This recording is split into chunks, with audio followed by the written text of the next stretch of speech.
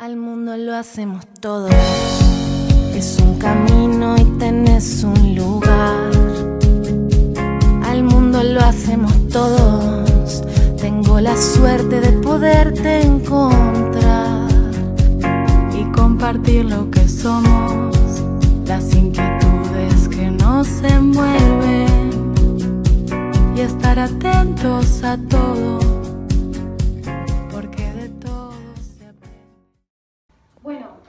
Buenas tardes a todos. Les agradecemos enormemente acompañarnos hoy.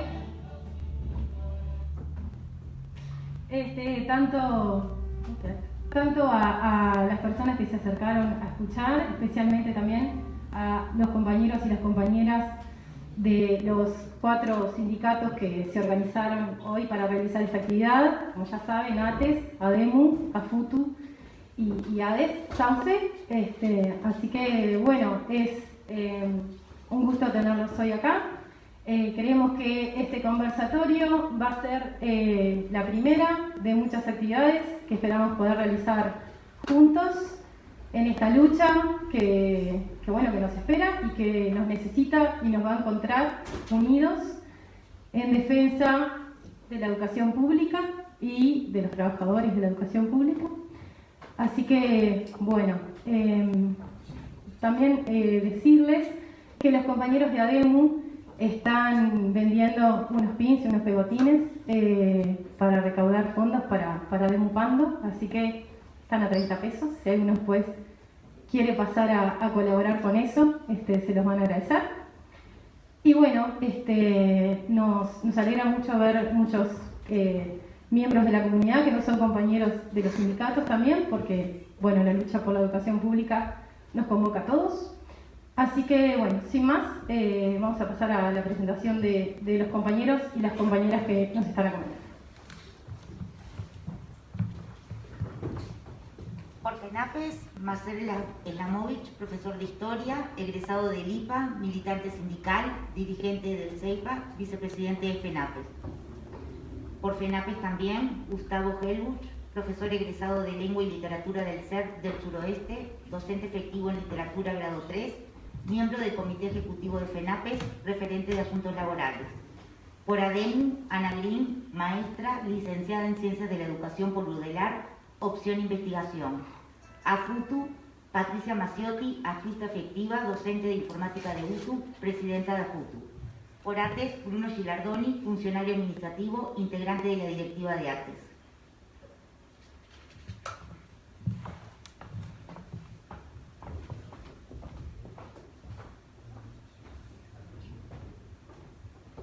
Bueno, hola, es un gusto estar acá con ustedes y qué bueno que podamos estar así de distintos gremios de la educación, que es lo que nos hace falta, ¿no? Estar todos juntos, estar unidos. Esto que nos convoca, que tiene que ver con la ley de urgente consideración, creo que se fue como desinflando un poco últimamente, pero desde febrero estamos muchos de nosotros, seguramente ustedes también, muy preocupados por lo que implica esta ley, por lo que implicó, porque ya ha sido aprobada, y por los resultados y lo que va a pasar a partir de ella. Vamos a intentar esbozar algunas de las cosas, las más importantes, pero creo que lo más importante que tenemos que decir, y que seguramente ustedes deben compartir, es el espíritu totalmente antidemocrático, tanto en la forma como en el contenido. Nos damos cuenta que se utiliza el Poder Legislativo como pantalla para introducir a través de una ley un programa prácticamente, ¿no?, de gobierno, una cuestión que tiene que ver, por supuesto, que no solo con la educación, sino con todos los otros aspectos que están ahí incluidos, económicos, sociales, que tienen que ver con el tema de la defensa de cada uno, cuando se habla de la legítima defensa, el tema de seguridad, bueno, hay de todo. Directamente, para entrar en lo educativo, a mí lo que me interesaba decir que además en esta ley se pone en marcha un nuevo modelo de desarrollo. Ese modelo de desarrollo implica liberalizar la economía, desregular las instituciones públicas y concentrar el poder económico y político. Eso lo vamos a ir viendo a lo largo de lo que todos nosotros podamos aportar hoy de esta lucha. Todos sabemos que educarse es un derecho, ¿no? Y que acceder al conocimiento es un derecho y la educación no es un servicio. Existe una tensión entre el Estado y el mercado, claro que no es de ahora, y que en esta LUC se presenta como un corrimiento del Estado como regulador y como garante de derechos a un Estado portador de servicios. Ese derecho a educarse pasa a ser un servicio a recibir. Parece sustentarse en ideas que consideran la importancia del emprendedurismo y del gerenciamiento como formas de mejorar la calidad de materia educativa. Imprimir esa lógica, de que se premia al que se esfuerza y al que promueve proyectos locales, al que logra méritos y pone en juego competencias para resolver problemas, no ha demostrado en ningún país en donde esta lógica se ha aplicado que mejore los resultados educativos. La competencia y la libre elección se convierten en artículos de fe que socavan el sentido del comunitarismo en la educación pública, donde niñas y niños conviven juntos, y las políticas de autonomía escolar debilitan los sistemas educativos porque crean condiciones para la atomización de las escuelas. Ojo cuando hablamos de autonomía, ¿no? No estamos hablando de la autonomía del ente ANEP, sino que estamos hablando de la autonomía que se le está potenciando a cada uno de los centros educativos. Ahora vamos a ir a algunos puntos, porque no quiero que también los compañeros puedan decir ellos también su postura, ¿no? Algunas características que yo me anoté más importantes de la LUC.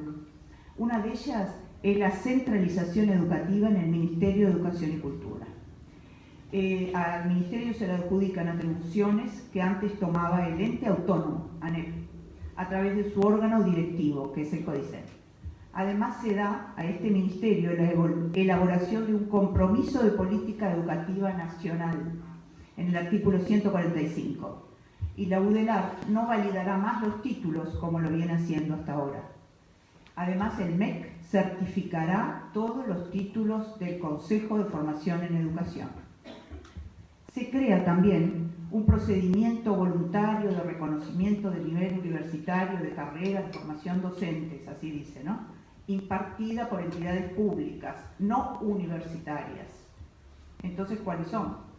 Para ello se crea un consejo consultivo también en la órbita del MEC y nos preguntamos, ¿para qué crear otro organismo si ya existe el Instituto Nacional de Acreditación y Evaluación, que fue aprobado por unanimidad en el Senado en septiembre del 2019? Ahora va a pasar a la órbita del MEC. Se elimina la idea de sistema educativo y se coloca otra forma de concebirlo como una organización. Eso está en el artículo 144.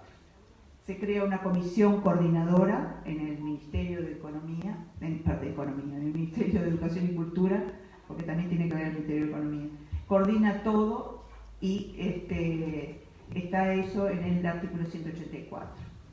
La Comisión Nacional de Educación No Formal también pasa a la órbita del Ministerio de Educación y Cultura.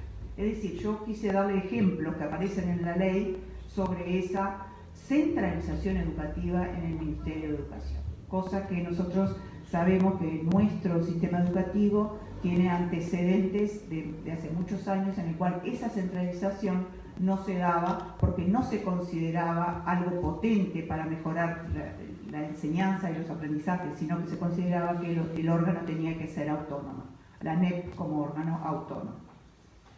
Otro punto importante es la concentración política en los organismos de dirección. Y ahí viene, que seguramente habrán escuchado, que ahora el CODICEN estará integrado por 5 miembros, 3 electos por el Poder Ejecutivo y 2 sí serán representantes del cuerpo docente. Y de esos 3 se elige el presidente del CODICEN. Esos 3 integrantes electos por el Ejecutivo tienen que adherir a un compromiso de política educativa elaborado por el Ministerio. Otra cosa nueva que demuestra de dónde va a venir la línea, ¿no? Directamente del Ministerio.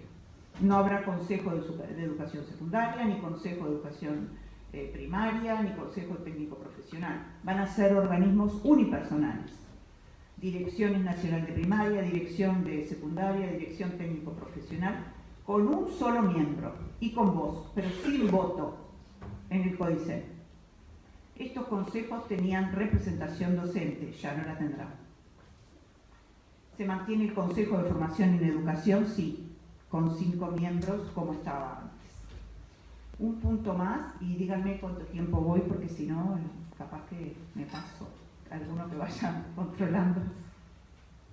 El docente aparece en la ley esta de urgente consideración como un hacedor, alguien que hace y que le dicen lo que tiene que hacer. No es un constructor de políticas educativas, es un sujeto al que hay que controlar. Hay un estatuto docente vigente que incluso ha sido cuestionado en la LUC por inconstitucional, porque no podría modificarse por ley, sino que debería ajustarse a normas del CODICEN, pero la ley lo modifica, por el cual en ese estatuto se proponen nuevas formas de elegir a los docentes, en base a compensaciones económicas a aquellos que tengan compromiso con ese proyecto de centro. Quienes opten por un nuevo estatuto podrán verse perjudicados en sus condiciones laborales. Bueno, y por último, para tirar otro aspecto importantísimo y nada menor, sino que es el que subyace a todo esto, es la caracterización que queda en esta ley del proyecto educativo. Es tendiente a la mercantilización de la educación. Y se establece en distintos espacios de la ley justamente artículos que lo prueban. El artículo 129, donde dice que no se suscribirán acuerdos con estados o organismos internacionales que reduzcan la educación a la condición de servicio educativo, venimos bien, ¿no? O sea, en eso estamos de acuerdo, y se elimina, casualidad, esta parte, o aquellos que alienten a su mercantilización. Ya no está más eso en el texto de la LUC, que estaba en el texto de la Ley General de Educación, la del 2008. Bueno, acá hay mucho más para decir, formación docente, y por qué, dejo pendiente una pregunta, ¿no? ¿Por qué se instala esta lógica mercantilista, ¿no? y privatizadora? Entre otras muchas cosas, porque en la sociedad uruguaya se ha extendido un discurso de crisis de la educación pública, que fue permeando durante años desde las distintas visiones de actores de derecha que aparecían en los grandes medios de comunicación, y fue acomodándose ese discurso de crisis al sentido común, que valoraba visiones de gestión privada como visiones de calidad. Un discurso de crisis se enfrenta con otro que plantea que la solución es copiar esa lógica, y evidentemente la lógica a copiar es la lógica privada. ¿Qué elementos le faltan y qué elementos le sobran a esta forma de concebir la educación? Muchísimo. Siempre estamos a tiempo de pensar qué educación queremos, sobre todo la que queremos legar a las nuevas generaciones. Hoy y siempre es necesario procesar discusiones en la sociedad civil y escuchar también otras versiones de investigadores que estén planteando visiones de defensa de la educación pública para todos, desde su recorrido en esas mismas instituciones. Porque quienes hemos investigado, quienes hemos hecho otros estudios, y todos los docentes tenemos que estar juntos. Es la única forma de enfrentar una ley que está proponiendo un modelo privatizador. Yo la dejo por acá para que sigan los compañeros, porque falta aclarar muchos aspectos todavía.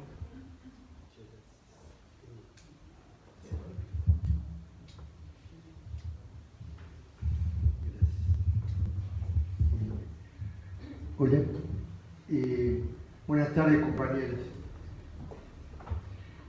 Qué momento que estamos, ¿no? Social y político, las trabajadoras y los trabajadores del Uruguay. En primer lugar, agradecer a la filial Sauce FENAPES y a todas las trabajadoras y trabajadores de la educación que han organizado esta actividad tan importante. En la FENAPES hace tiempo estamos haciendo conversatorios. Nos parece muy importante difundir, argumentar y también luchar en defensa no solo de la educación pública, sino de todas las trabajadoras y trabajadores en su conjunto. Y que es importante que también existan personas de la comunidad interesadas en ver, escucharnos y debatir, que estaría bueno al finalizar esta primera ronda abrir una cuestión de preguntas de los participantes y comentarios que nos enriquezcan. Nosotros para tratar de complementar lo que decía la compañera maestra, vamos a hablar de algunas cuestiones que hacen a la LUC y también al presupuesto que en los últimos días se elevó al Parlamento. En primer lugar, hablar de la filosofía de la LUC. Si uno lee los artículos de la Ley de Urgente Consideración, va a ver que prima una filosofía. Nosotros como profesionales de la educación, como maestros, profesores, vemos que en toda la LUC se jerarquiza la propiedad privada sobre la vida y el rol empresarial sobre el rol de los trabajadores. Y no es menor esto, porque nosotros no nos debemos quedar solo en las consignas o en las cuestiones que nos afectan a nosotros como trabajadores, sino que la sociedad comprenda por qué se jerarquiza la propiedad privada sobre la vida en todo. Como docentes, como trabajadores, para nosotros es esencial esta discusión. Y como no somos una corporación, como se nos dice por ahí, en el mundo entero han hecho siempre lo mismo, ¿no? Desprestigian a los docentes, desprestigian la educación pública para generar los consensos sociales para la privatización. Todos estos años hicieron eso.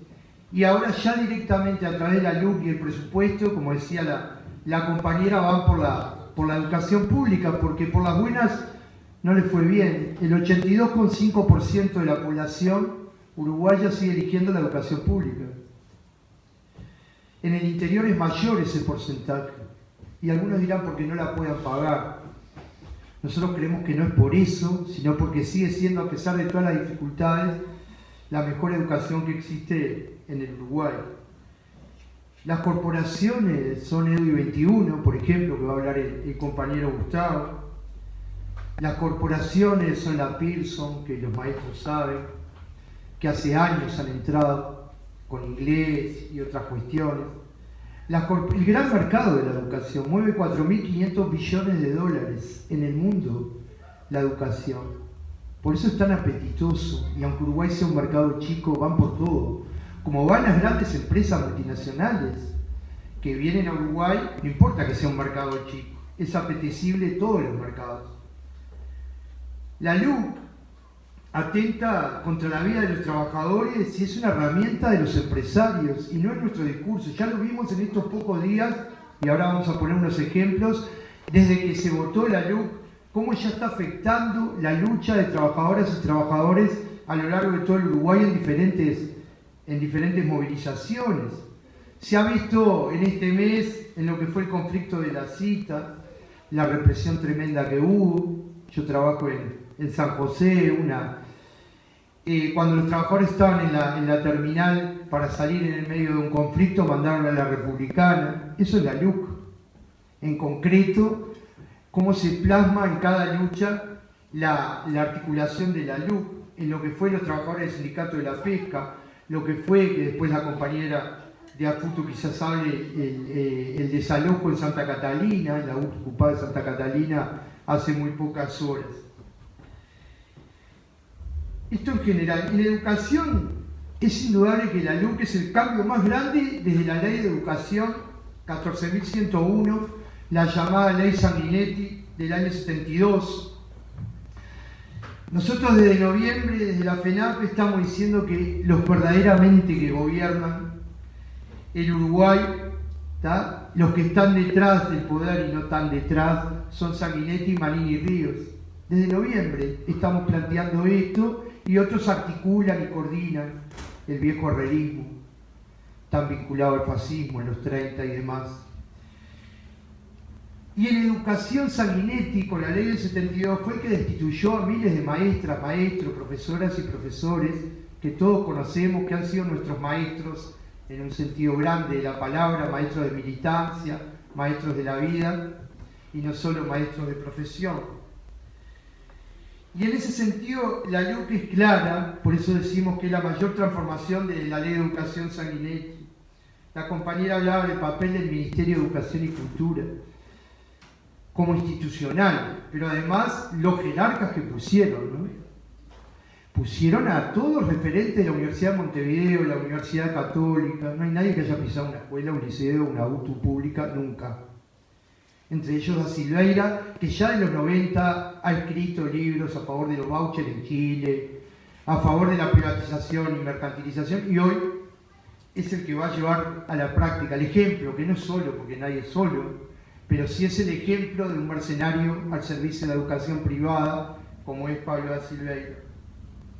compañera también hablaba del avance del Poder Ejecutivo sobre la autonomía de la educación, responsabilizando siempre a los docentes.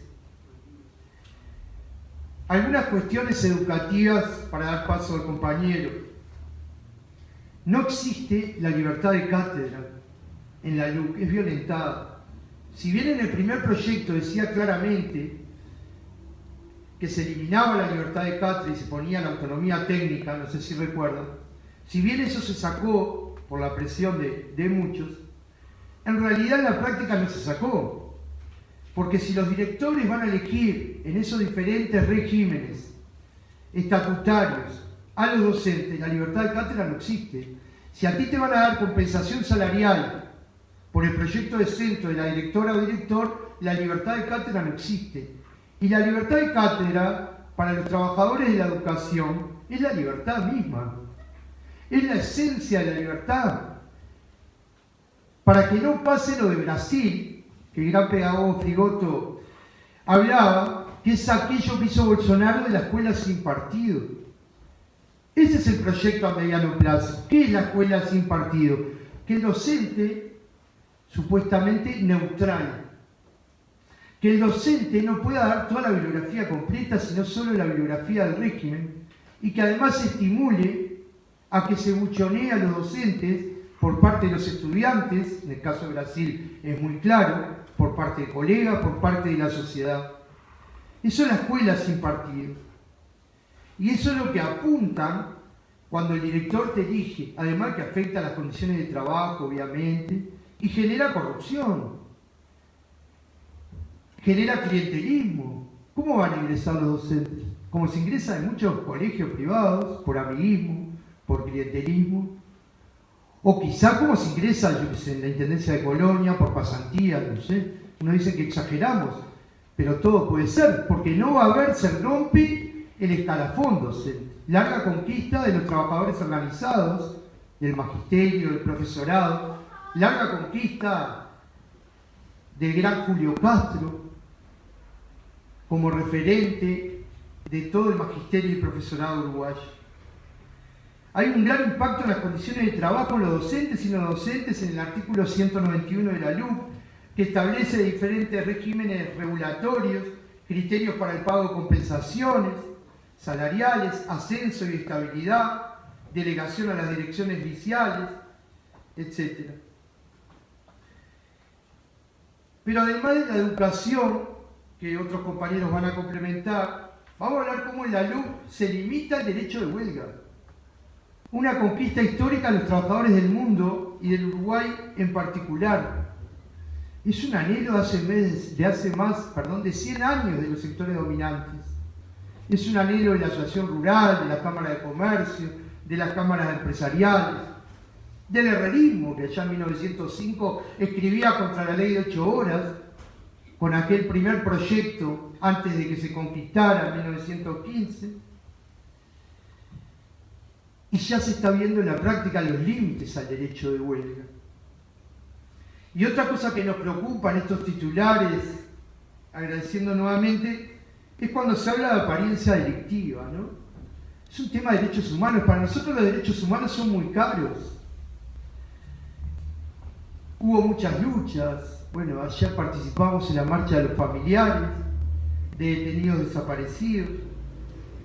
¿Quiénes van a ir presos con apariencia delictiva? Decíamos en una reunión de la FENAPES, son nuestros estudiantes, ¿no? Son nuestros estudiantes y los más pobres. Y los más pobres, los que seguramente nos van a parar, van a pedir los documentos. Ya vivimos en los 90, época de las racias y demás. No hay que irse a la dictadura, sino un poco más cercano también. Y como nosotros nacimos en el 63, en defensa de las libertades y la educación pública, nos tenemos que pedir. Y por eso hemos hecho varias denuncias a la Institución Nacional de Derechos Humanos, que hoy está siendo cuestionada por el poder, tanto por los tapabocas como por los carteles. Hemos hecho tantas denuncias porque para nosotros la libertad es un principio básico, antes que nuestro trabajo mismo.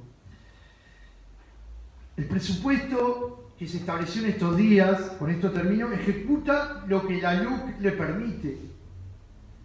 La LUC es como una gran pantalla de principios mercantilistas, de principios privatizadores, y hoy se ven los recortes presupuestales que son muy claros, que se aprovecha tanto la LUC como el presupuesto en épocas de pandemia, donde por suerte en los últimos días se ha salido y se ha movilizado a efectuar dos leyes nefastas para las trabajadoras y los trabajadores. Y el presupuesto ejecuta en un recorte salvaje. Es salvaje, compañeros. Todavía, quizás por nuestras propias dificultades de comunicación, quizás no hemos sido capaces, y además porque los medios están cerrados, como nunca, a los trabajadoras y trabajadores, decir lo que significa en concreto el recorte. Porque uno dice recorte salvaje y la gente dice, bueno, otra vez lo mismo. Recorte salvaje significa en secundaria 50.000 horas menos, ahora en noviembre tendremos la elección de horas, y significan 2.000 profesoras y profesores sin trabajo. Y eso es un cálculo a lo mínimo que hizo el consejero por los trabajadores Rivero, a lo mínimo, allá en Colonia, donde trabaja Gustavo, hace unos días hablaba de eso. Entonces, la LUC, el presupuesto ejecuta lo que la LUC le permite. Y termino con esto. Nosotros hace más de un mes en una asamblea de delegados, que es el órgano máximo entre Congreso y Congreso, definimos que hay que empezar con el referéndum, que hay que juntar firmas, porque es una ley nefasta. Unos compañeros se dan una discusión en el PIT, dicen, bueno, hay diferentes propuestas, y si no llegamos, y si llegamos, pero nosotros no podemos quedar callados ante este retroceso, como decía la compañera, de desmantelamiento del Estado, a este retroceso de 100 años de conquista social, y hay que salir a la calle, hay que salir de la virtualidad, ¿no? Y recuperar las aulas y recuperar las calles, ¿tá? Efectivamente, y salir a juntar firmas. Esto se va a definir en los próximos días en una mesa representativa y esperemos que podamos lograr arrancar. Nosotros propusimos el camino largo, que es hasta el 10 de julio del año que viene, lo que establece la Constitución, porque el 10 de julio fue cuando se aprobó la LUC, ¿ah? Y bueno, tenemos que dar esa batalla, como hemos dado tantas, en defensa de la educación pública y de las libertades. Paso a mi compañero. Muchas gracias.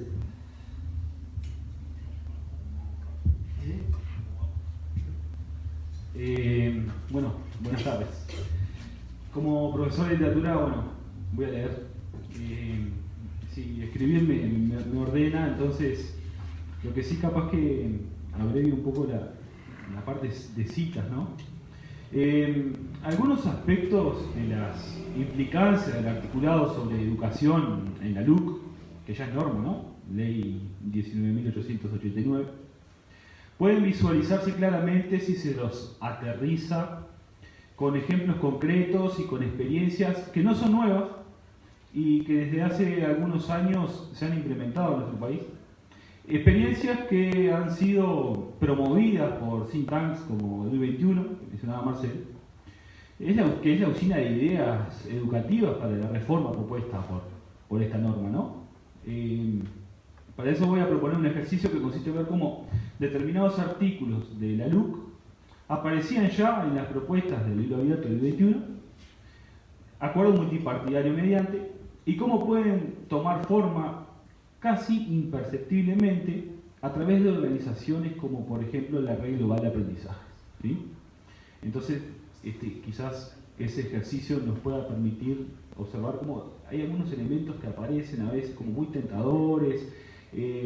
Una vez se escucha hablar cuando se presenta la Red Global de Aprendizajes y no le queda claro qué es, y a veces hasta se confunde con la exposición de motivos de la LUC, ¿no? Porque se presenta como buen ajuste popular y como panacea a su vez, ¿no? A su vez es un elemento que ha ganado mucho terreno con la situación de la emergencia sanitaria y el impulso de las tecnologías. Ahora, lo importante es ver qué hay detrás de la utilización de las tecnologías, ¿no? Perdón. En primer lugar, debemos entender que el concepto que sostiene la urgencia es el de crisis. Se entiende que determinados elementos de la sociedad están en estado crítico y por eso se apela a la urgente consideración, por ejemplo, ¿no? Andrés Núñez Leites planteaba que tratar a las consecuencias como causas, los problemas del sistema educativo como causa de los problemas sociales, es una falacia lógica que da buenos dividendos políticos en la medida que es más fácil atacar las consecuencias, los síntomas, que buscar soluciones para causas estructurales que encima, en parte, exceden el nivel nacional. Atemorizada la población, puesta en alerta, el gobierno tiene legitimidad para transformar gravemente el sistema educativo.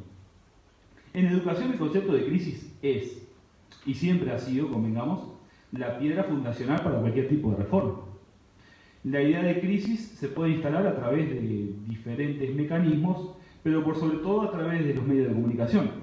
Edu21 la ha instalado y ha contado, por ejemplo, con dos de sus, cito, socios colaboradores. Se puede revisar la página de Edu21 porque además son inescrupulosos. Dos socios colaboradores, El Observador y El País. A su vez, la idea de crisis, atada al concepto de educación, se ha promovido en clara referencia a la educación pública. No amerita siquiera la suspicacia de volver a visitar el sitio virtual de Edu21 y observar cómo la ORT, la Universidad Católica y la Universidad de Montevideo aparecen como socios académicos e institucionales. Ahora bien, estos son aspectos claramente visibles y no es necesario caer en la subestimación del público para que se entienda qué intereses hay detrás. No obstante, sí sería interesante agudizar el análisis y llevarlo hacia otras estrategias que podrían ser menos evidentes.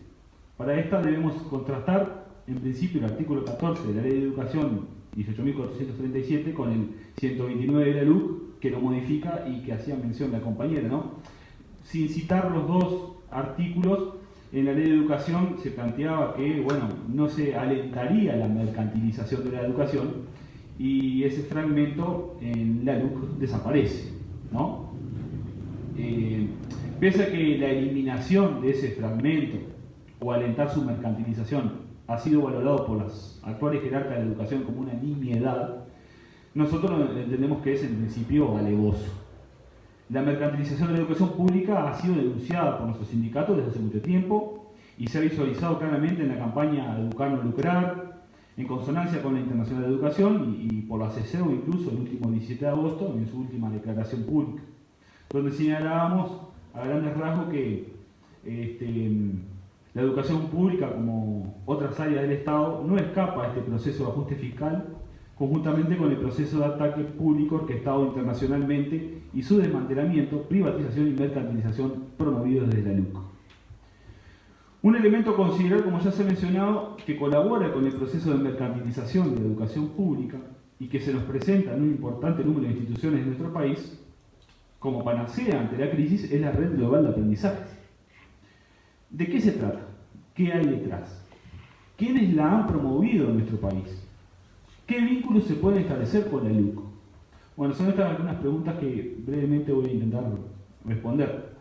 Esto está marcado en algo que llaman las nuevas pedagogías para aprendizaje profundo y constituyen un proyecto ideado por Fulham y Langworthy, presentado en junio de 2013, la traducción del libro, que además edita y publica Pearson. La traducción sería Hacia un nuevo fin, nuevas pedagogías para el aprendizaje profundo. Y acá empieza un elemento importante, ¿no?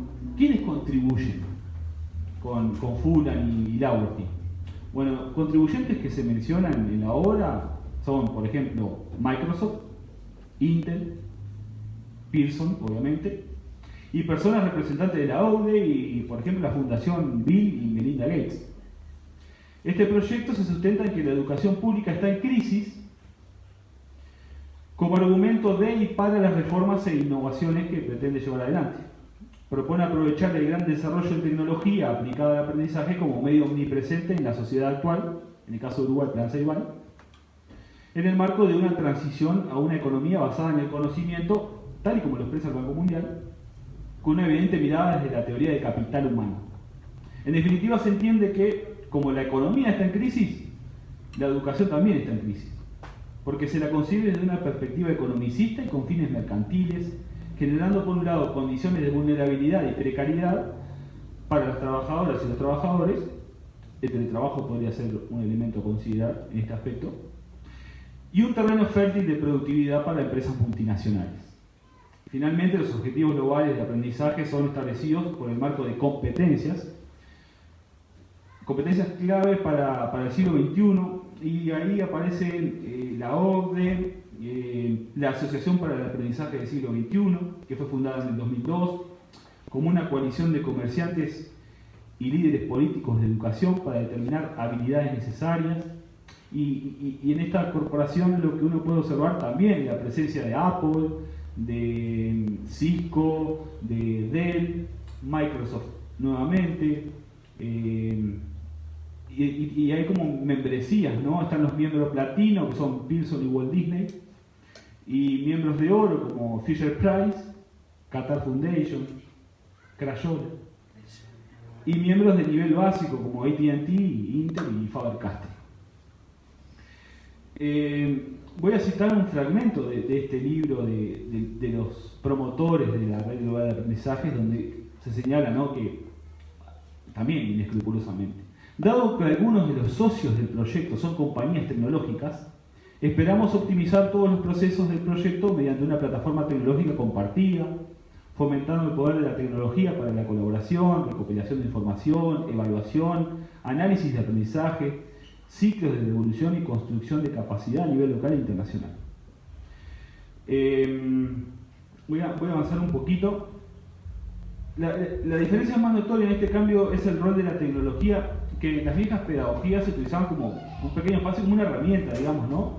Mientras que en las nuevas pedagogías pasarían a constituir el marco y el universo en el que las mismas se dan. Por ende, podemos afirmar que la tecnología es la piedra fundamental de la adquisición y dominio del conocimiento. Imponerse en el mercado educativo con una impronta sine qua non, a esto voy a volver después, ¿no? La utilización de la tecnología como una cuestión sine qua non, no solo tiene un rédito económico, si este aspecto es impulsado mucho más, ¿no?, por todos los sistemas educativos del mundo, por empresas vinculadas al rubro, sino que también tiene un rédito ideológico, el del absoluto control de lo que se aprende, se enseña, cómo, cuándo y cuánto. Ahora bien, uno de los objetivos de la red global de aprendizaje es obviamente el apalancamiento tecnológico. ¿Quiénes han impulsado a esta red en Uruguay? Edu21. De hecho, cuando uno revisa el resumen ejecutivo del libro abierto, aparece, ¿no? Mencionada la red global, se la caracteriza. Se señala ahí que existe poco margen para que los estudiantes puedan desarrollar masivamente actividades que impliquen producir y compartir conocimiento a la luz de los desafíos de sus contextos. La tecnología se expande y plantea como que es muy loable y transformacional la iniciativa de la red global de aprendizajes. O sea, es el Edu21 impulsando la red global de aprendizajes, que a su vez es impulsada por Pearson, Microsoft, Intel, Apple, Bill Gates. También aparece en el libro abierto, no solamente en el resumen ejecutivo, sino que también más desarrollado, y vuelve a insistirse con la red global de aprendizajes y el elemento que medula la red global de aprendizajes, que son las competencias transversales que importan para la vida.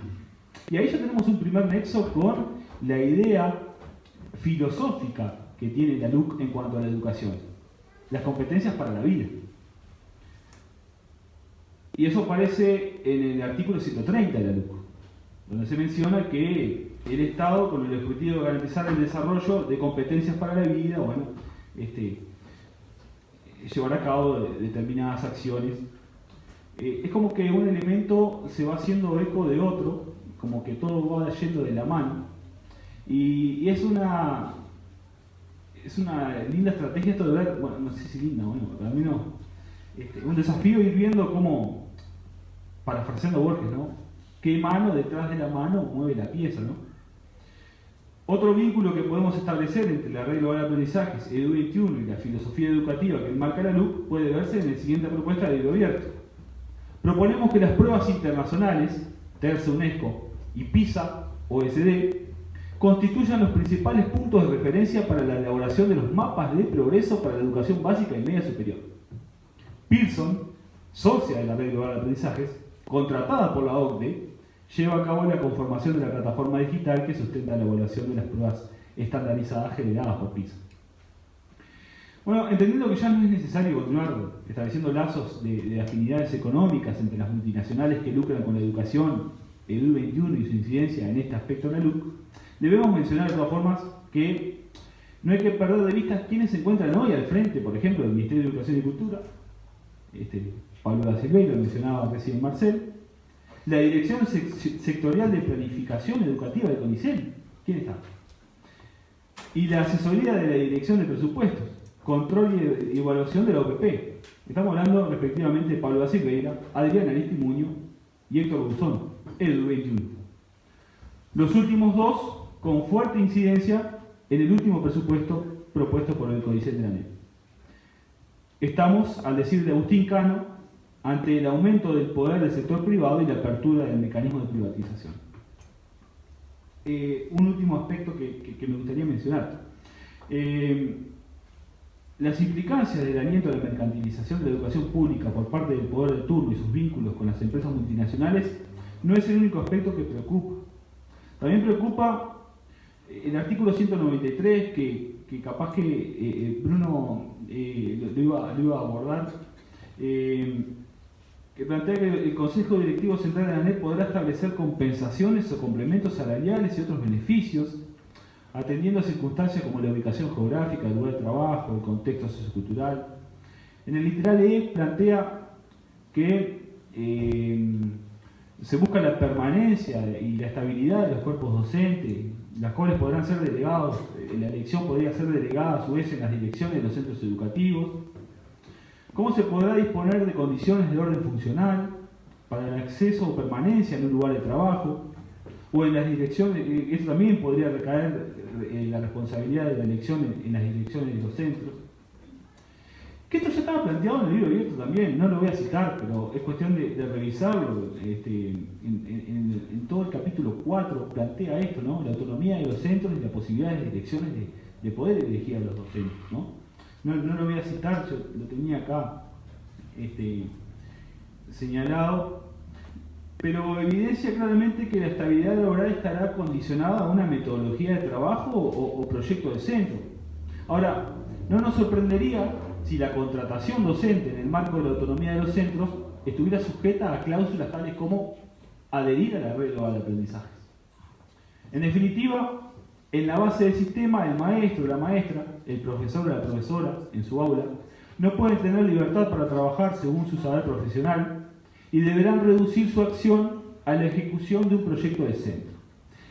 Es un retroceso inédito de la autonomía docente, donde se impondrá una metodología de enseñanza jerárquicamente, más allá de la experticia personal, so pena de perder su cargo. Se trata de un avasallamiento del sistema educativo que busca disciplinar el cuerpo docente y someter al sistema a los impulsos siempre cambiantes del sistema político y su total sujeción al capital corporativo transnacional.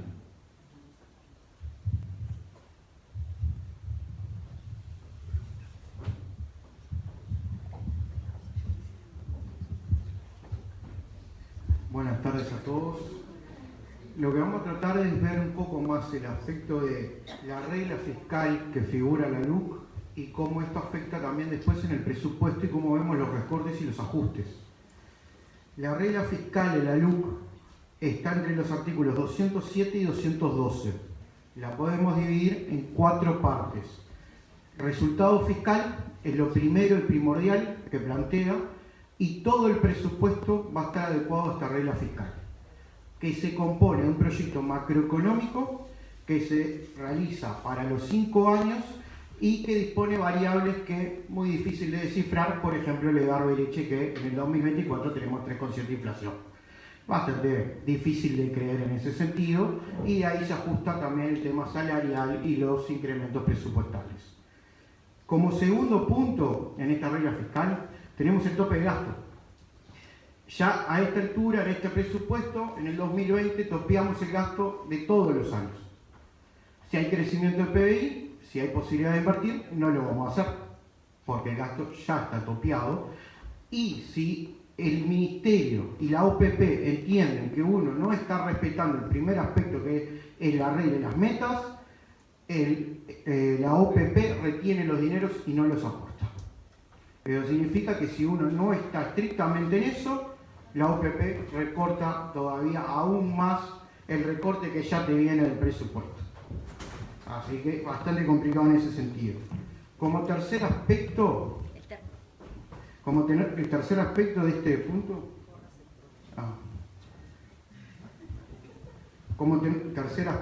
punto, tenemos el comité de expertos, que también va a trabajar con el tema de presupuesto, lo analiza y lo ve año a año. Este comité es técnico, por lo tanto, las políticas sociales que no nos traen después los entes recaudadores, como teníamos antes en los 90, si usted no es ente recaudador, va a cobrar menos porque usted no tiene ingresos. Esto se basa directamente, este comité de expertos, de que maximizar los ingresos del Estado. Y todo aquello que no tiene ingresos es una pérdida y es un gasto. No tiene sentido en invertir. Entra todo lo social, salud, vivienda, educación, todo eso vamos a bajar el costo. Como cuarto punto de esta regla tenemos el fondo de estabilidad, que ahí tenemos un problema bastante complejo, porque el fondo de estabilidad lo que indica es que cuando al Estado le va bien, que el PBI crece, creamos un fondo y vamos guardando plata. Pero ese fondo se crea bajo un sistema de creer que la gente siempre pueda acceder a todos los servicios desde un ámbito privado. Entonces dice, no, ¿para qué vamos a invertir en educación si lo puede pagar? Claro, esto está hecho para otros países donde no hay desigualdad y donde no hay políticas sociales bastante importantes, no son necesarias. Uruguay, que tiene una desigualdad bastante grande, significa que esto va a empeorar el sistema y va a pasar lo que son las mismas políticas que ha aplicado el gobierno durante esta pandemia. 1.200 pesos para una canasta para que usted pueda comer. Pero sí, le damos a las empresas para que mantengan a los trabajadores seguro paro durante 2 años. Al 50%. Genera ahorro y ganancia para los privados. Pero no va a caer este fondo en la gente que más lo necesita. No van a venir políticas sociales para que la gente no caiga en la pobreza. Es para que el empresario se salve y siga ganando. Ese es el punto de partida de toda esta regla fiscal, es que el empresario gane, los demás se jodan. A partir de esto también tenemos el artículo 193, que es los de los estatutos. Ahí nos dice que el director es el encargado de contratar al personal, que van a haber 2 estatutos funcionando y que el director va a elegir con cuál estatuto va a funcionar su centro educativo. Y la persona que no se acoja a el estatuto que elija el director está fuera. No puede trabajar en ese centro. Sea docente, funcionario o lo que sea, no puede estar. Lo cual te obliga a estar o a adoptar un nuevo estatuto o mantenerte en el anterior, dependiendo de lo que te sirva, pero todo pasa a nivel del director, quien va a contratar al personal, quien va a pagar compensaciones por metas, que después vamos a ver de dónde salen porque están incluidas digamos, en este presupuesto, de dónde va a salir la plata para pagar eso.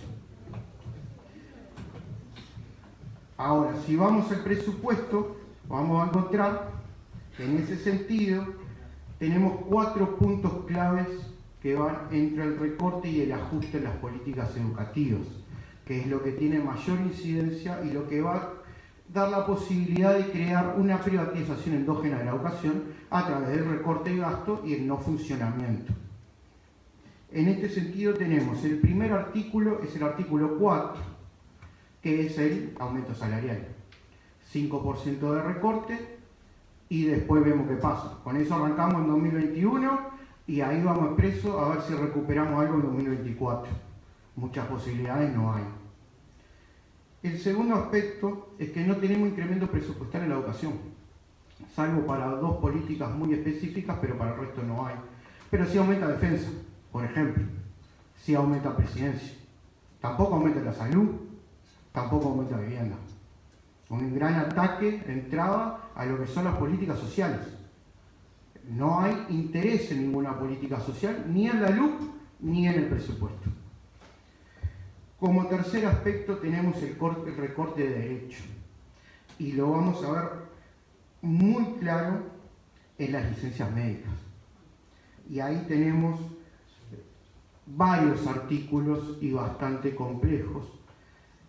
Y para tener claro, por ejemplo, cuánto implica de ahorro para el Estado, la licencia médica, que en realidad no es ahorro para el Estado y plata que no nos llega a nosotros, plata que nosotros no vamos a cobrar. Así que el ajuste del 5% que tenemos aparte de salario, vamos a tener este ajuste. Codicen dio en un documento cuánto eran algunas de las licencias que tuvo de enero a junio de 2019. En ese aspecto teníamos dos, para poder tener un dato un poco más preciso, que eran dos que tenían un promedio de licencia 4 días, las respiratorias y las digestivas. En total, en esos meses, Codicen pagó 48.148 días de trabajo, en general para todos los subsistemas. Con la nueva regla que se está imponiendo, que falta que nada más que Codicen diga, sí, la acepto, pasaría a pagar 8.426 días. La diferencia es plata que pierden los trabajadores. Ahí hay un recorte enorme al salario. Los 3 primeros días no cobras nada y después cobras un 70%, con un tope de 44.000. Autonomía para la construcción de esta propuesta, pero también hubo sugerencias de por dónde construir esa propuesta, que tampoco se hizo en forma colectiva. Es decir, que la construcción de la propuesta educativa en cada centro, en su territorio, incorporando a las comunidades educativas, ya dejó de ser, ¿no?, en la gran mayoría de los territorios. Esa construcción que se estudió, nosotros ya tenemos, por la variación de la propuesta educativa que tiene la Universidad del Trabajo, prepropuestas organizadas y definidas, donde se ha establecido una baja importante de grupos de determinadas propuestas educativas que son una evidencia. Nosotros tuvimos una estancia de ocupación del lugar donde se estaba llevando a cabo el estudio de esas propuestas, en un momento, ya al final de todo el proceso, terminando el país, que derivó en una citación al Ministerio de Transporte, en un ámbito tripartito, donde la Dirección General de la UTU estableció que no se habían bajado grupos. Estoy hablando concretamente, no sé si hay alguien de UTU acá, de las propuestas de la formación profesional básica.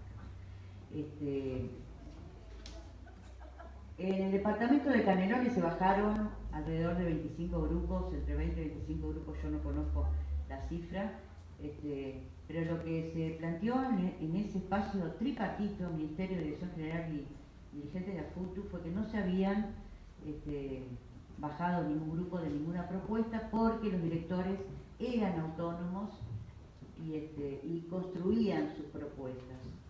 Eso no es así. Ya el impacto de la reforma educativa, de los planes y programas que tienen proyectados, que ya fueron comunicados, al menos en titulares, cuando participamos los compañeros de la CESEU, Robert Silva ya nos avisó, la reforma va a ser de todos los niveles, de todos los subsistemas, por tanto hay que dejar de transitar por las propuestas que nos salen más caras y por propuestas que son más largas. ¿Esto qué quiere decir? Salen más caras porque tienen un andamiaje, un sostén a determinadas poblaciones vulnerables, ¿no? Y eso hay que pagarlo de los técnicos. Estoy hablando de actores como alfabetizadores, educadores, etc., psicólogos. Por tanto, esas poblaciones vulnerables que atienden ese plan de estudio van a quedar sin propuesta operativa para poder transitar su educación media, básica o superior obligatoria, ¿no? Estamos hablando de menores de 18 años que no tienen ni el nivel básico ni medio superior aprobado. Es preocupante porque se nos niega la evidencia que todos hemos constatado a lo largo del país. Respecto a la concepción filosófica de lo que es la educación técnica, yo acá voy a leer. El artículo 134 de la ley de la LUC, que modifica la redacción, señala: la educación media superior, o sea, a nivel de bachillerato, abarcará hasta 3 años posteriores a la educación media básica. En la LUC se plantea que la educación media superior comprende los 3 años posteriores a la culminación de la educación media básica y constituye el último tramo obligatorio de la educación. Los certificados de educación media superior son habilitantes para realizar estudios terciarios, incluyendo estudios universitarios de grado. Esta nueva redacción omite las referencias de las especializaciones o de las modalidades. A futuro entiende que se está generalizando el bachillerato, ¿no?, desprestigiando la calidad de la educación técnica. Más adelante por allí habla de la educación terciaria, que a ciencia real no se entiende mucho la redacción, pero va una patada importante para ese nivel. Nosotros tenemos los bachilleratos, ustedes todos lo conocen, los bachilleratos tecnológicos, que van a tender a ser generalizantes, y en la próxima reforma que va a haber, creemos que aún más de lo que son ahora, y se eliminaría toda la línea profesional, profesionalizante, técnica y tecnológica, que es el eje de la Universidad del Trabajo. Eso yo hablo de la línea profesionalizante cuando hablo de la educación media profesional, el bachillerato profesional y la educación técnica tecnológica, ¿no? Entonces nos preguntamos, ¿qué educación queremos? ¿Para qué educamos? ¿Verdad? Como trabajadores de la educación técnica y tecnológica, reafirmamos nuestro compromiso de educar para el trabajo, para el desarrollo del pensamiento crítico, para la ciudadanía, para una vida saludable. Y acá voy a leer una expresión de Pedro Figari, nuestro mentor. La escuela debe tratar de desarrollar las facultades del alumno, enseñándole a razonar, a comparar, a juzgar por sí mismo, a ordenar, a relacionar, a armonizar, a adecuar, a adaptar dentro de su temperamento, dentro de su personalidad, ¿no? Figari, defensor del taller como espacio de crecimiento en lo humano y en lo profesional. Muchas de esas cosas se van a perder. Bajando un poco al terreno económico, al tener el director esa autonomía de elegir sus docentes, el cuerpo docente que va a integrar su escuela, y partiendo de las buenas intenciones, no hablemos de aquellas de amiguismos o esas situaciones que pueden surgir cuando uno elige sin ningún tipo de escalafón, como tenemos ahora, con un orden escalafonario que resulta de una antigüedad, un puntaje. Bueno, docentes, todos ustedes saben eso, implica, y voy a poner el ejemplo de Salto, que es una ciudad pequeña, que tiene una escuela técnica, y un maestro, un gran maestro de cualquiera de las orientaciones que se pueden dar en Salto, podrá ser carpintería, podrá ser cualquiera de ellas. Si el docente, el director, no lo quiere en su equipo docente, ese docente no toma horas en Sauce. Y quizás no pueda tomar horas en otra escuela del departamento y se quede sin trabajo. Más allá de las bajas de grupo, que ya implica, como dijo el compañero, un montón de docentes sin trabajo para el año que viene, ¿no? Nosotros lo vemos en los docentes de taller, en los maestros que son el eje de la educación técnico-tecnológica, como una preocupación importante. Se puede quedar sin trabajo, concretamente, y no es una suposición, aquel docente efectivo que está en el primer lugar del escalafón, simplemente porque el director no le elige para su staff. Y eso preocupa, porque el orden escalafonario que nosotros tenemos, y que tiene secundaria también, fue otra reivindicación de muchos años, pero que ya lleva 3 décadas, un poco más, es preocupante por el lado de las fuentes laborales que nosotros tenemos que defender. Y voy a hacer unas precisiones que hizo el compañero, que no solo me refiero a los artículos referentes a educación. Los artículos que tienen que ver con seguridad, tenemos el derecho a la huelga, que está como cambio importante. Nosotros, bueno, el derecho a la ocupación lo vivimos en dos oportunidades. Uno, como decía al principio, en el local donde estaban trabajando la construcción de la propuesta educativa, y lo vivimos hace poquitos días en la Escuela de Santa Catalina, que vio recortada su oferta sensiblemente, con intimación del Ministerio de Trabajo, y bueno, que se levantó la ocupación sin llegar a necesitar ellos la participación policial, pero que si no hubiera sido una desocupación vía granaderos. Los procedimientos policiales de uso de la fuerza, ¿no? En marchas, pienso, en marchas, ¿no? En cualquier movilización que los sindicatos o los docentes o los funcionarios de los subsistemas desarrollen, está el peligro latente e inminente allí de que usen la fuerza para disolver. El reglamento del uso de armas, no solo la fuerza para disolver, sino el uso de armas para matarnos, porque las armas son para matar. Tipifica nuevos delitos como el delito de desacato. Yo no desocupo nada. Bueno, etcétera, etcétera, etcétera, y dejaría por ahí.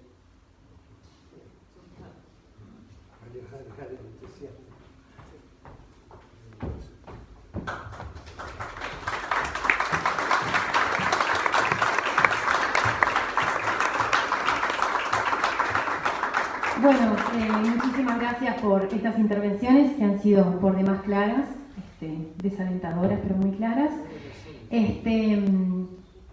Abrimos el espacio para preguntas. Les pedimos a aquellos que quieran realizar alguna intervención que por favor se dirijan hasta acá, porque estamos transmitiendo por nuestras redes sociales, así se pueden escuchar con claridad todas las preguntas o intervenciones. Así que bueno, habilitamos el espacio para dudas.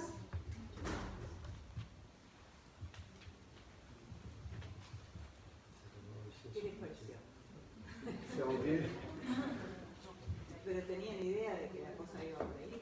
Sí. Qué horrible estar tan arriba así. No, es horrible. Ahora el IABA, el primer año que trabajé en el IABA, que era la concepción educativa, que la profesora. Sí, algunos liceos lo mantienen en el 26. Sí, dale.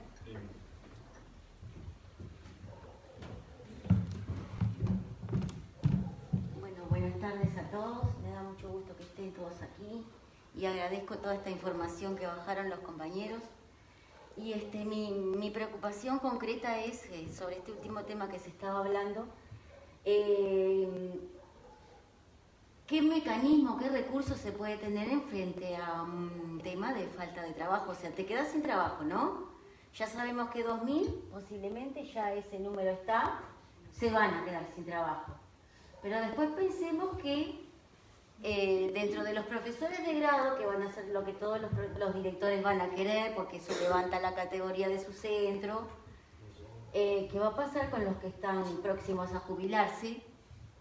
Que también están dentro de ese peligro, ¿no? ¿Qué va a pasar? ¿Qué mecanismos tenemos los que no estamos ni siquiera efectivizados?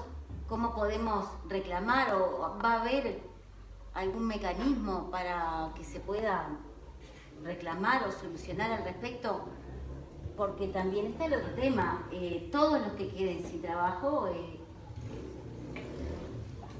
¿en dónde se van a poder emplear después, no? Concretamente.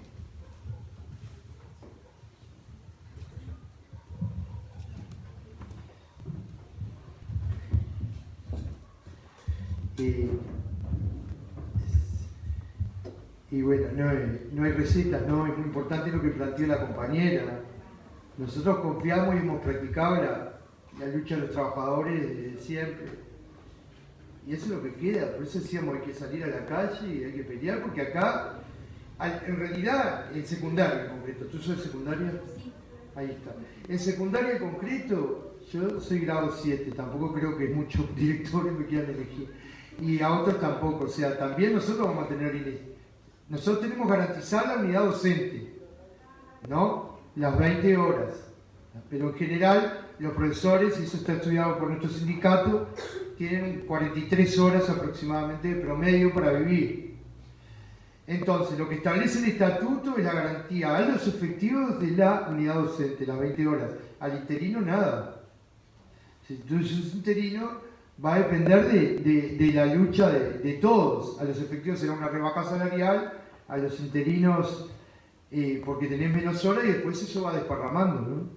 Y el interino nada. Entonces, acá el tema es que hay que pelear, hacerlo de siempre, cuando venga el sistema de elección de horas.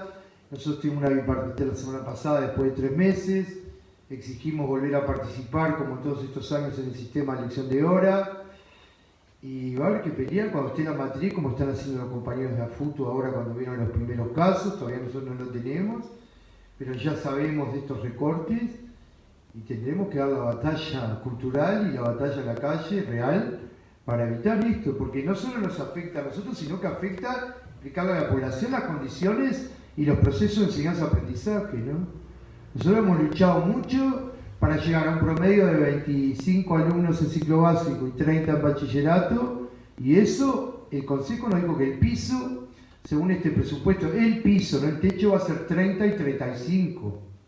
Hay que explicarle a la población que más que nuestro trabajo, que sí nos importa como sindicato, obviamente, lo esencial, nos importa la educación pública. Y es un proceso que va hacia ahí.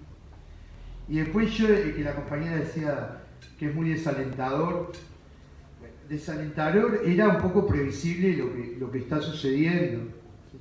Nosotros confiamos en la lucha y Saramago, ya que le voy a copiar que él es de literatura, yo soy de historia, pero Saramago siempre decía en varias entrevistas que él sospecha del optimista, porque en general en este mundo el que es muy optimista es porque está muy acomodado.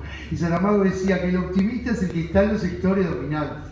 De todas formas, nosotros confiamos en lo que siempre han confiado los trabajadores, que es en la lucha, en un momento que es duro, que ganar, cuando dicen ganar opinión pública, hay que ganar a los trabajadores, a los trabajadores, primero que sepan todo esto, cómo va a afectar el trabajo y demás, y después salir a juntar firmas en el caso de la LUB y salir a la calle.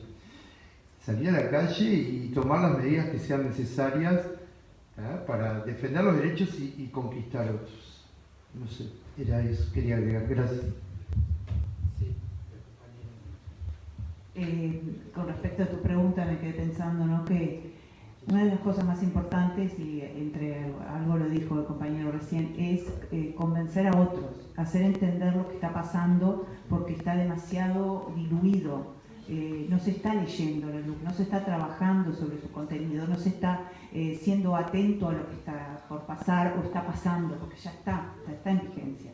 Entonces, lo primero es desarrollar ese espíritu de convencimiento y de lucha hacia los demás, hacia los trabajadores y también hacia los que nosotros son nuestros aliados permanentes, que van a ser los padres de nuestros alumnos. Permanentemente tenemos que estar en un liceo, en una escuela, saliendo a la puerta.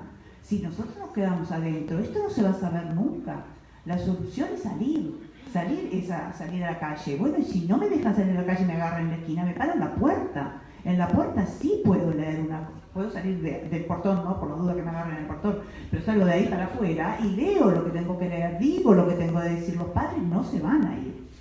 Hemos ido a las ferias, hay una recepción impresionante. En la ciudad de la costa nos movimos por las distintas ferias, la gente te escucha. Algunos te dice cualquier cosa, pero otros dicen, ¿cómo es eso? No entiendo nada. Bueno, hay que empezar a mover antes, porque si esto posiblemente tenga un año de movilización, necesitamos ya que podamos movernos, que podamos entender, pero nos ponemos, también hay que animarse a leerla la ley. O sea, darse cuenta que hay cosas que las podemos entender. No precisamos solo de nosotros que vengamos a decir lo que está ahí. Nos vamos a dar cuenta solo de que lo que está y lo que no está. Y ahí es donde nos vamos a asustar un poco más, porque se viene clarito, es un mecanismo para la privatización, para avanzar en ese camino. Y no va a ser tan claro de ver. Eso es lo que me parece que tiene que quedar también claro. No va a ser, hola, mañana vengo a privatizar. No, no está dicho. Se va a ir imponiendo como se ha venido imponiendo ya desde antes, pero ahora directo, porque tenés una cuestión legal, una cosa que legalmente te lo habilita. Entonces ahí está el tema de derecho también, ¿no? Yo no sé de derecho, pero me doy cuenta de la importancia que tiene. No quiero acaparar todo. Sí, brevemente.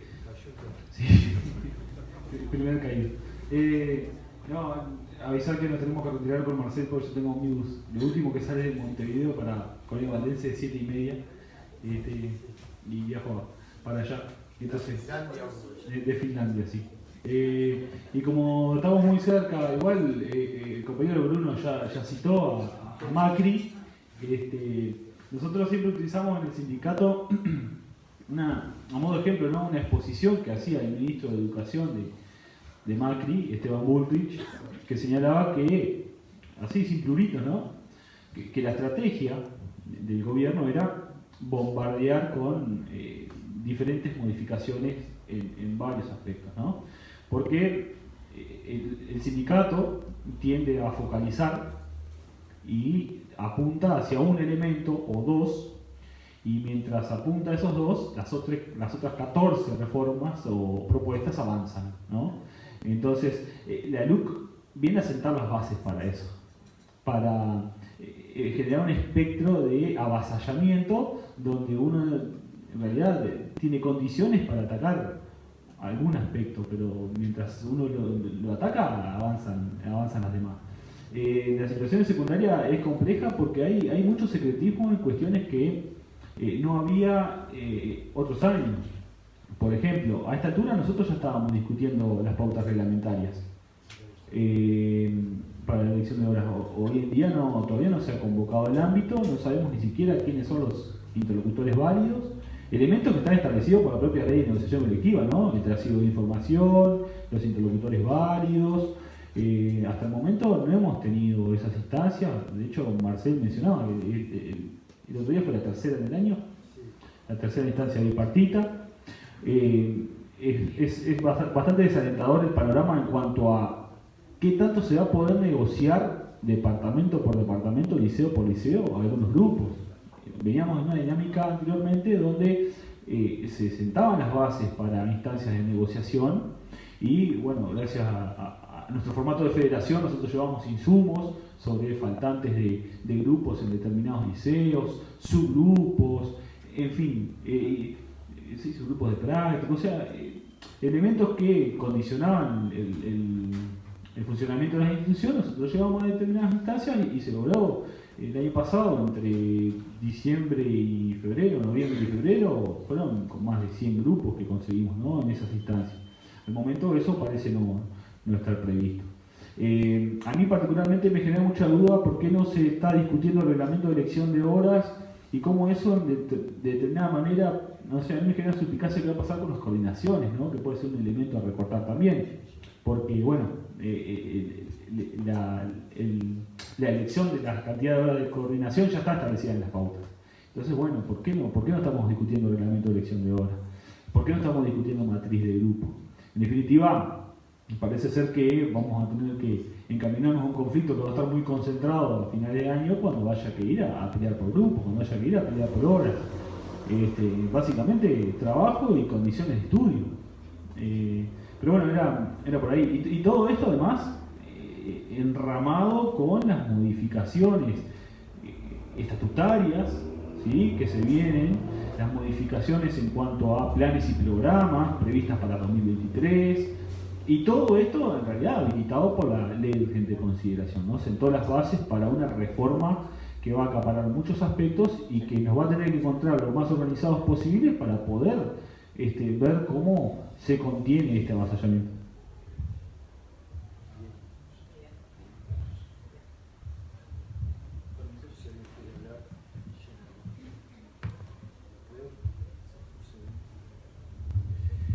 como decía Gustavo, a Colonia, está despedirnos, agradecerles la escucha, el respeto y bueno, estamos a las órdenes. Y Galeano, que se cumplieron 80 años de su nacimiento anteayer, decía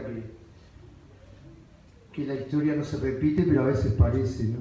Y los que somos profesores de historia, como que esto al estudiarlo, además de los años que tenemos, nos parece que lo hemos vivido en otras épocas, pero bueno, hoy tenemos que ir a lo básico, que es reivindicar el derecho de la protesta, ¿no? Y el derecho de la protesta está cuestionado por la LUC y está cuestionado por este gobierno de derecha y extrema derecha.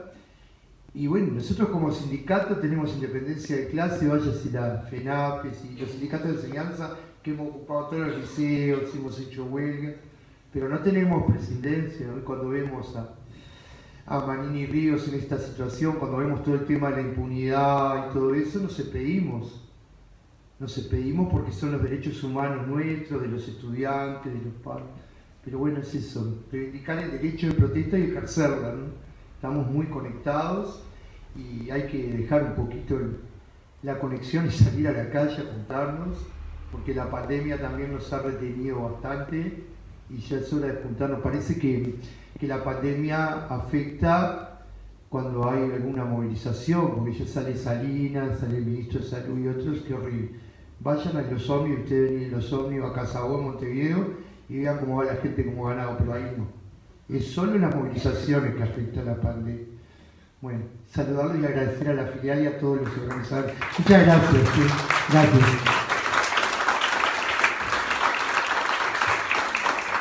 Muchas gracias a Marcelo y Gustavo por hacerse tiempo para pasar por acá por Sauce y por sus exposiciones sumamente claras. Bueno, sí, abierto el espacio de preguntas, por si hay algún otro participante que quiera intervenir. Rafael. Hola, buenas tardes. Muchas gracias a los compañeros también por organizar este conversatorio. Y queríamos consultar si las potestades que va a tener la dirección en los centros educativos ya comienzan el año que viene para la elección de docentes, cómo se va a generar, cuándo va a ser eso y si hay alguna idea de este año tan particular con la pandemia y la suspensión de clases y la cantidad de estudiantes que no se han podido retener en los centros educativos porque hay una deserción importante de ellos. A ver, proyectar ante este recorte tan nefasto de grupos, ¿cuántos van a haber por grupo? Si hay una proyección de sindicato, de cuál va a ser la problemática, porque eso también va a afectar al trabajo, pero también a la calidad de educación pública. Gracias. Desde AFUTU, contarles que se nos comunicó a través de algún regional del interior que estaban los directores escolares recibiendo la pauta de 40 estudiantes para el ciclo básico por grupo cuando se abra la inscripción a través de la plataforma URI y que no se iba a abrir un segundo grupo hasta que no llegaran a 40. Nosotros lo planteamos en la bipartita que tuvo lugar el martes con el director general, le planteamos la pauta que fue establecida hasta el año pasado de 30 alumnos en el ciclo básico, de 25 alumnos en FPB con flexibilidad según la localización geográfica que tenga la escuela y el aforo de las aulas y talleres, ¿no? Y bueno, hay alguna otra variable como si fuera continuidad educativa, inicio, etc. Se tomó nota, se nos dijo, nosotros no tenemos ninguna pauta aún establecida, pero pautas de esas por los ríos andan. Y cuando el río suena, ¿no?, en dirección de la LUC, pero concretamente a nosotros nos han transmitido en bipartita la pauta concreta. Ni eso, ni yo pregunté también cuándo iban a designar, porque la designación de horas para nosotros es un tema muy conflictivo. Tenemos muchas áreas técnicas. Se ha hablado por ahí que iban a designarse por una radicación por 3 años, ¿no? Lo que implica que se designa hoy, por 3 años no se designa y se vuelve a designar cuando tengamos otra propuesta educativa que no sabemos cuál es y en la que tampoco vamos a intervenir porque ya se nos dijo que los sindicatos iban a participar de esa construcción colectiva de la que yo hablé hace un rato, que sí lo va a hacer ATD como órgano técnico, pero no los sindicatos, ni siquiera desde el lugar de defensa de los puestos laborales, ¿no? Pero concretamente al día de hoy no hay nada oficial que nos haya transmitido, al menos sí hay información de corrillos, de que se van a llevar a 40, de que no se va a abrir la línea de la educación media profesional en el segundo nivel, o por lo menos se va a generar las mismas bajas o las mismas, llamarle como quieras, en vez de bajas, para nosotros son cierres de grupos, de todo ese eje profesional de la propuesta de nivel 2. Tú preguntabas para secundaria, ¿no? También. No, yo iba a hablar en general porque me parece que de acuerdo a la línea que se propone la LUC y al esquema que es totalmente de cúspide, donde el ministerio del CODICEN y de ahí para abajo, o sea, lo que van a venir son reglamentaciones siempre totalmente jerárquicas, es volver a un sistema super jerárquico en el cual lo que sí se le va a dar potestad autonómica de alguna manera es en el centro educativo a algunos directores, pero eso se va a hacer de una forma más engañosa y lenta. Y engañosa en el sentido de que te permite hacer cosas, pero en realidad ya te llegó la circular, te llegó todo el aparato escrito, o sea que es posible, sí, que los grupos aumenten, pero eso no es una cosa que se desprenda de acá.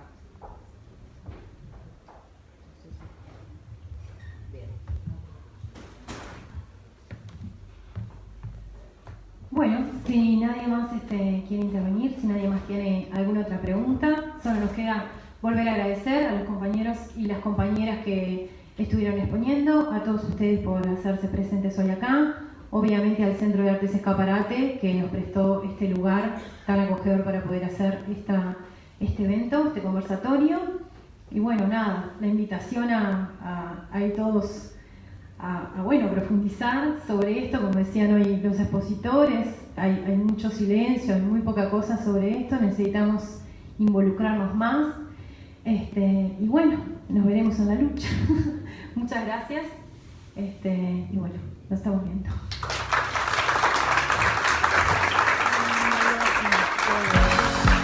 Es un camino y tenés un lugar. Al mundo lo hacemos todos. Tengo la suerte de poderte encontrar y compartir lo que somos, las inquietudes que nos envuelven y estar atentos a todo, porque de todo se aprende. Desde el patio de la escuela hasta